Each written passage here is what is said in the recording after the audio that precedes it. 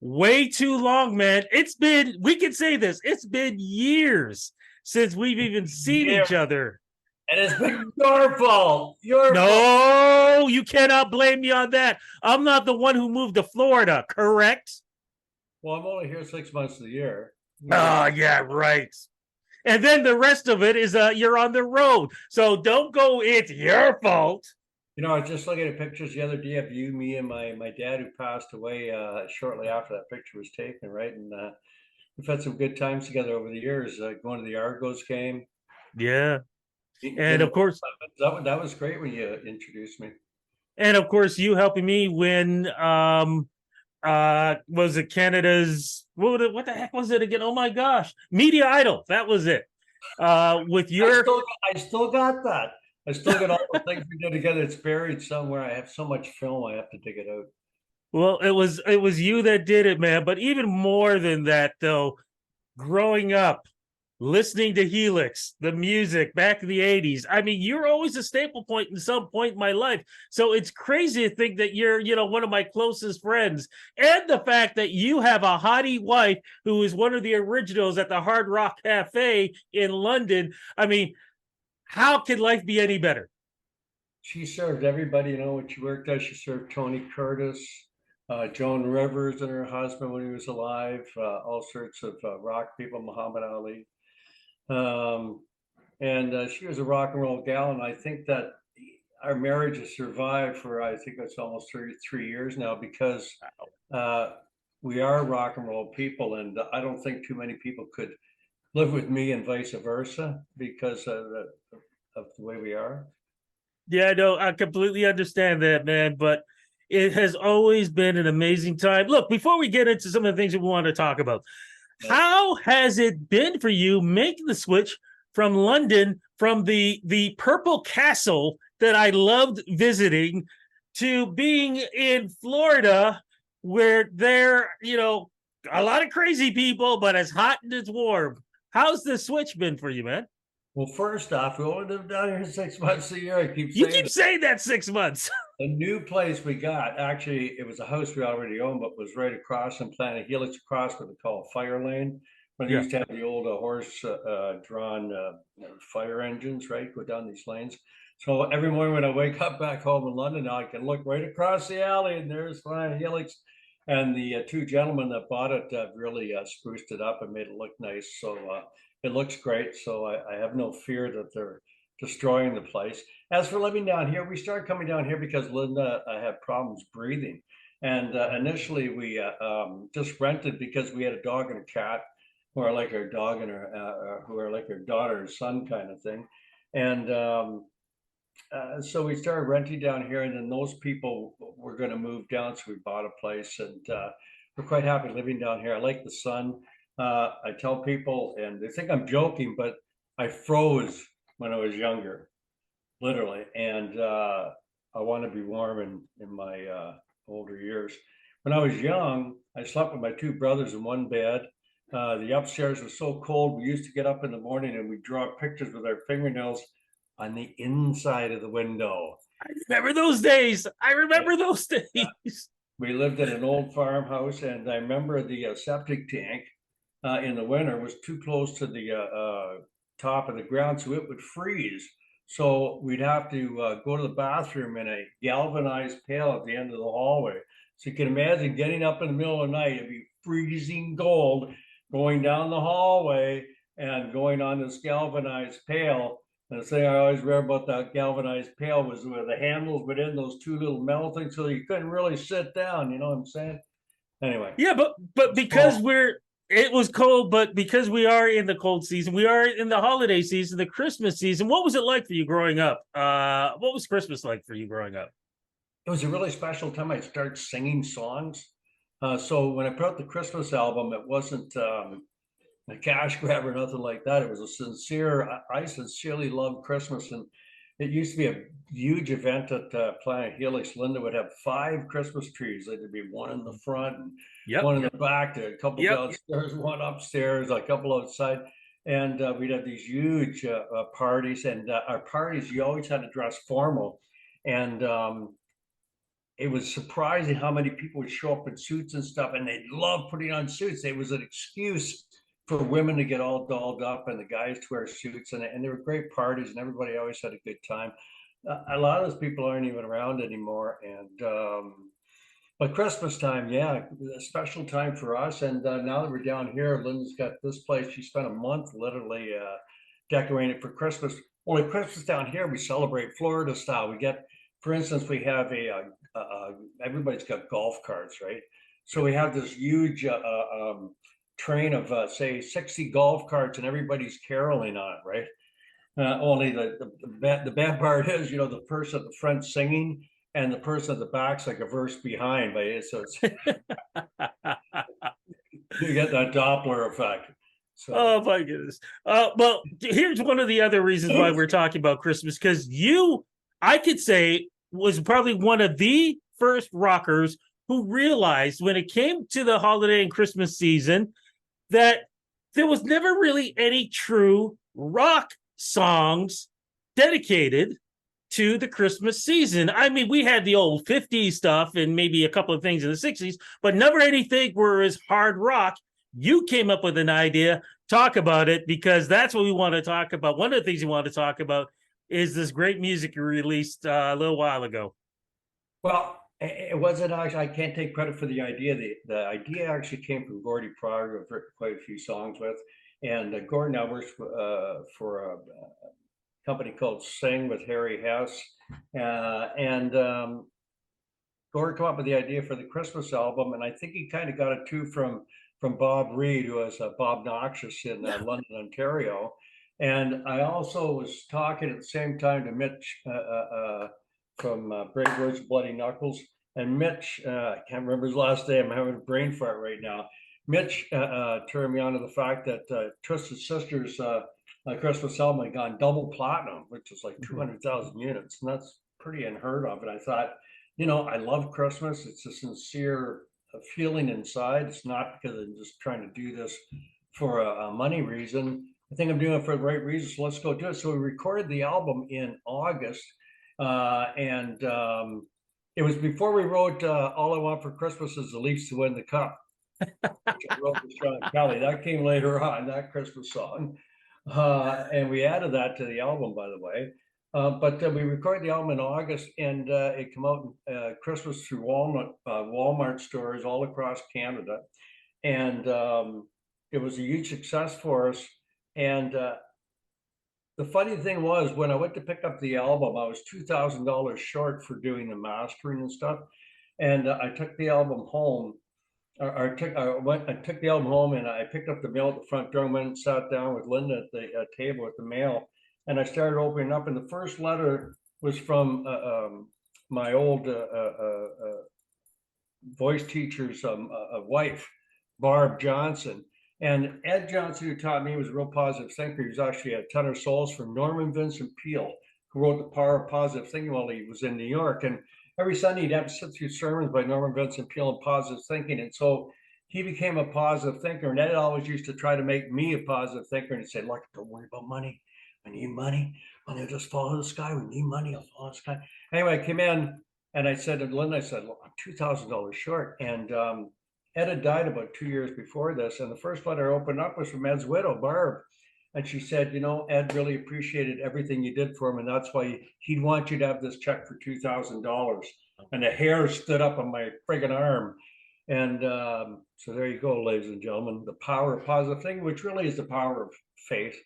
And I think being in the business for this year, as long as I have, which next year is going to be 50 years, 50 years, half a century. Wow.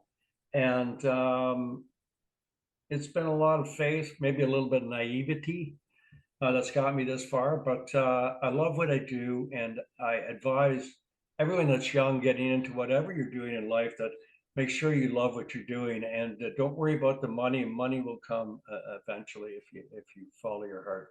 I want to jump in. What are some of the songs on this great Christmas album? And I want to make sure, what's the official name of the album too? It's called the Heavy Mental Christmas, the Helix Heavy Mental Christmas album, not metal, mental. There's Rocking Around the Christmas Tree, Silent Night, Christmas time is here again. Sock it to me, Santa. Geez. Wait, "Sock It to Me, Santa." Did you write that, or is that actually a song? That's a Bob Seger song. I didn't know that. And we had to get special permission from Bob Seger to use that song. I love Bob Wow. Seger, big Bob Seger fan. In fact, when we did our first ever independent album, Breaking Loose, back in 1979, we sent a letter to Punch, who was Bob Seger's manager and also his producer. And we asked Punch if and Bob Seger if they produce our album. And they sent us back a nice letter. I don't know if my ex-manager still has it, but they sent him back a really nice letter saying sorry, but we're really busy and we can't work on it right now, which was, I thought, very classy.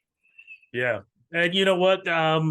It Who wouldn't want to work with Helix? I mean, when we talk about the legacy of Helix, we talk about the music, what you guys did for Ontario, for Canada, in bringing music, Canadian rock music around the world, continuing to do that to this day with tours and traveling around the world.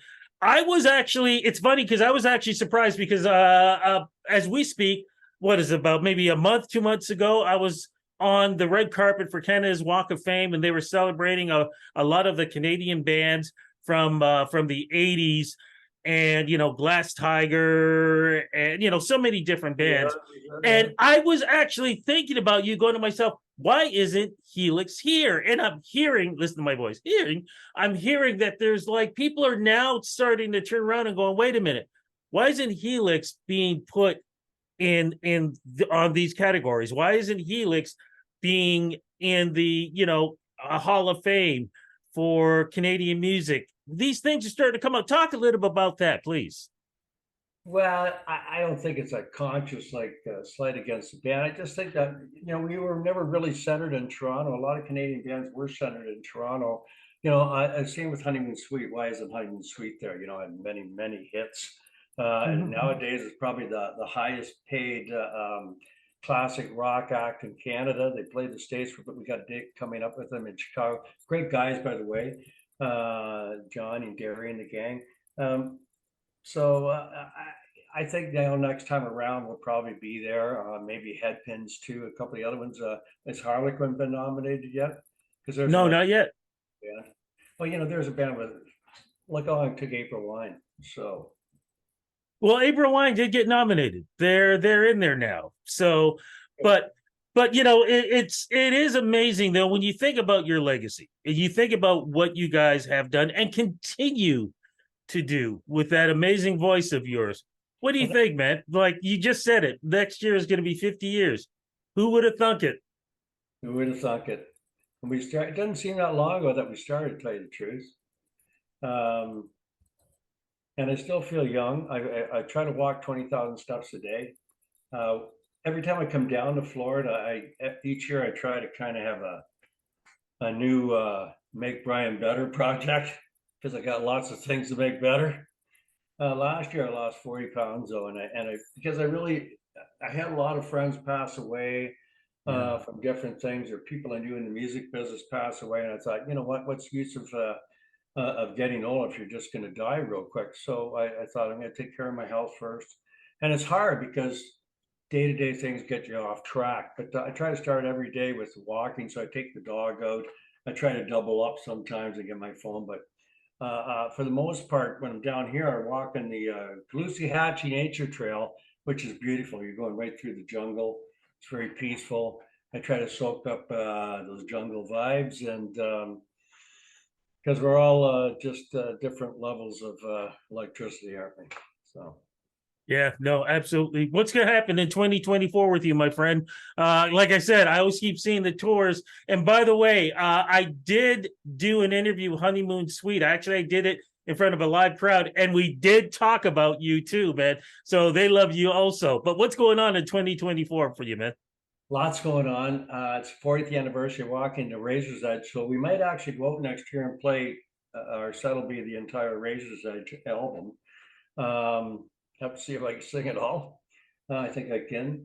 And it's also the 50th anniversary of the band, as you know. So I'm planning to have some 50th anniversary concerts, maybe film them, maybe record them, put out some more vinyl for sure. We have, I did a solo album back in the early 90s called It's a Business Doing Pleasure. It became a Helix album because Paul was suddenly killed in a car accident out west. So it became a Helix album, but really it was a Vollmer album.